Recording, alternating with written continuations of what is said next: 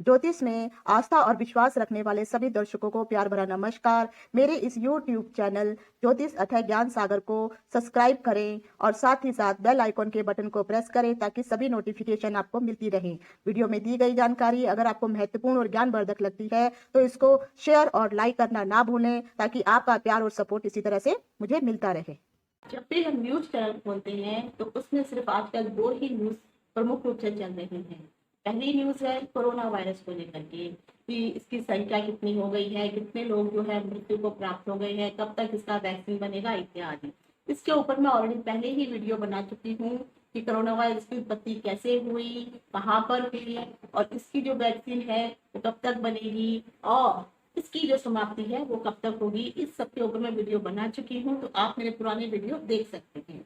दूसरी खबर अक्सर जो चल रही है वो खबर है कोरिया के राजा किम जोंग की कि वो व्यक्ति जीवित है या नहीं है। कुछ समय पहले आप लोगों को न्यूज में खबर सुनाई दी थी कि किसी सर्जरी के कारण जो थे उसका ब्रेन डेड हो गया था। तो आज मैं प्रश्न पूछने के आधार पर ये आपको बताने वाली हूँ कि किम जोंग जो है वो क्या सचमुच जीवित है या मृत्यु को प्राप्त हो चुकी है, क्योंकि उस देश के लोग कुछ भी सच्चाई बता नहीं रहे हैं। आखिर इसका आधार क्या है वो भी मैं आपको समझाती हूँ। तो वीडियो शुरू करने से पहले मैं डिम्पल सांडिलिया ज्योतिष और ज्ञान चैनल के माध्यम से अपने सभी नवीन और पुराने दर्शकों का हार्दिक स्वागत करती हूँ। नमस्कार। जब ये न्यूज चल रही थी उसी समय मुझे किसी ने पूछा कि आप प्रश्न पूछने के आधार पर ये बताइए कि क्या सचमुच में जो कोरिया का राजा है वो जीवित है या नहीं है। तो उसी समय को आधार मान करके मैंने ये कुंडली बनाई है और ये आज का ही समय था। तो कुंडली में जो है अगर आप देख रहे हैं जो कुंडली का जो समय था मुझसे जब ये प्रश्न किया गया तो 26 अप्रैल रात के 8:30 बज रहे थे। तो उसी के आधार पर इस कुंडली का मैंने निर्माण किया है, आप भी बना सकते हैं। तो इसके आधार पर आज मैं विश्लेषण करके आपको बताऊंगी और इससे आपको पता भी चलेगा कि जो प्रश्न कुंडली जब बनती है तो उसके आंसर किस प्रकार से दिए जाते हैं। तो आइए शुरू करते हैं। अगर आप देख रहे होंगे तो इस वक्त वृश्चिक लगन की कुंडली है और वृश्चिक लगन में कोई भी जो है ग्रह नहीं बैठा हुआ है और जो लगन का स्वामी अगर आप देखेंगे तो तृतीय भाव में शुक्र, गुरु, शनि के साथ बैठा हुआ है। जब भी हम मृत्यु के बारे में किसी भी के बारे में जब भी हम प्रश्न लगाते हैं तो हम 4 जगह से इस चीज की गणना करते हैं। सबसे पहले जो द्वितीय भाव होता है वहां से मृत्यु की गणना की जाती है। उसके बाद आ जाता है हमारा सप्तम भाव, सप्तम भाव से भी मृत्यु की गणना की जाती है और आ जाता है तीसरा नंबर है वो अष्टम भाव, यहाँ से भी मृत्यु की गणना की जाती है और जो 12वां भाव है यहाँ से भी परलोक की गणना की जाती है। तो इन चारों भाव से जो है हम मृत्यु की गणना करते हैं। लेकिन मुख्य रूप से जब भी हम प्रश्न कुंडली आदि में जब देखते हैं तो हम मृत्यु के लिए जो है दूसरा और ये अष्टम का जो भाव है जो मृत्यु के लिए मुख्य माना जाता है इस भाव पे ही हमेशा निगाह डालते हैं। अब आप अगर देख रहे होंगे तो यहाँ पर एक तो ये केतु और अपने ही उच्च भाव में द्वितीय भाव में बैठा हुआ है धनु राशि में, जो उनकी उच्च की राशि है। और यहाँ अगर आप देख रहे हैं तो अष्टम भाव में राहु बैठा हुआ है जो अपनी ही उच्च की राशि में बैठा हुआ है।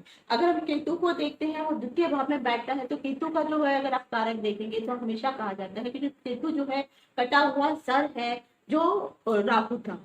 तो केतु हमेशा जब भी आप देखेंगे तो ये कीटाणु, विषाणु इस चीजों की उत्पत्ति करता है और साथ में ये हमेशा एक्सटर्नल इंजरी को भी दर्शाता है। यानी आपके शरीर के अंदर जो है कुछ ना कुछ इस तरह से प्रॉब्लम होने वाली है, प्रॉब्लम हो जाती है जिसके कारण जो है आपके शरीर को काट छाट करनी ही पड़ती है। तो दूसरे भाव में केतु यहाँ पर आ गया है तो केतु यहाँ पे 100% ये बता रहा, खासकर ये उच्च का केतु बैठा हुआ है तो ये 100% यहाँ पे कारगर हो गया है। तो यहाँ पे केतु बता रहा है कि जो किम जोंग है उनकी सर्जरी हुई है, ये सत्य है। अब आ जाता है अष्टम भाव को अगर आप देखेंगे तो अष्टम भाव में राहु जो है खुद उच्च के होकर के बैठे हुए हैं। तो यहाँ पर भी राहु एक मिस्टीरियस ग्रह है, एक ये विमन की राशि है और जो राहु जो है छल कपट हमेशा और रहस्यमय ग्रह को कहा जाता है। और उसी के साथ तो यहाँ पर अष्टम भाव में राहु होने के कारण ये 100% सत्य है कि राहु जो है जब भी किसी का अष्टम भाव में राहु होता है तो वो अचानक ही मृत्यु दे देता है। तो राहु अष्टम भाव में आ गया तो अष्टम भाव ये दिखा रहा है कि इस जातक की जो मृत्यु है ये रहस्यमय तरीके से हुई है, और जिसका जो रहस्यमय, क्योंकि केतु की दृष्टि राहु के ऊपर आएगी और राहु की दृष्टि केतु के ऊपर आएगी, तो जब राहु की दृष्टि केतु के ऊपर गई तो फिर इसका मतलब है कि जब भी वो सर्जरी हुई तो सर्जरी में कहीं ना कहीं कुछ मिस्त्री जरूर हुई है, कुछ गलती जरूर हुई है, जिस रहस्यमय के कारण अगर जब केतु ने यहाँ पर इसकी नजर, इसके ऊपर नजर डाली है, अपनी ही राशि के ऊपर राहु के ऊपर जब नजर डाली है, तो ये भी यही दिखाता है कि कहीं ना कुछ ऐसा रहस्य में कुछ ऐसी गलती हुई है जिसके कारण जो था उस व्यक्ति की जीवन के ऊपर संकट बन गया।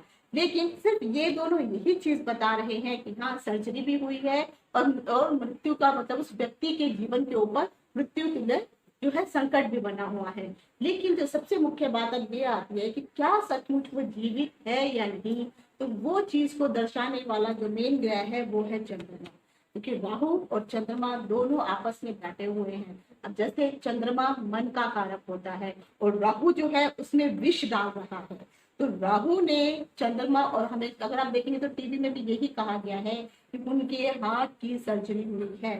तो चंद्रमा जो है मन का कारक है और मन में जो है विष घोला गया है, तो यानी उनके दिल में जब उनकी सर्जरी की गई है तो वहां पर कुछ ना कुछ ऐसी रहस्य में कुछ ऐसी मिस्टेक्स हुई हैं जिसके कारण जो था जो सर्जरी थी वो अनसक्सेसफुल हुई, और उसी के कारण जो है जो चंद्रमा ने यहाँ पे आके ये बता दिया, यहाँ राहु और चंद्रमा जब दोनों साथ में आ गए तो वहां पर ये 100% सत्यता जाहिर हो जाती है कि अब ये जो व्यक्ति है इस दुनिया में जीवित नहीं है।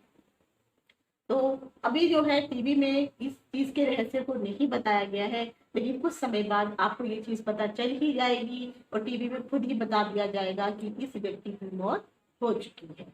तो आशा करती हूँ कि आपको जो जानकारी है पसंद आई होगी। अगर आप कुछ और जानना चाहते हैं तो आप मेरे कमेंट बॉक्स में लिख करके मुझसे पूछ सकते हैं। आज यहीं तक, इति शुभम, नमस्कार।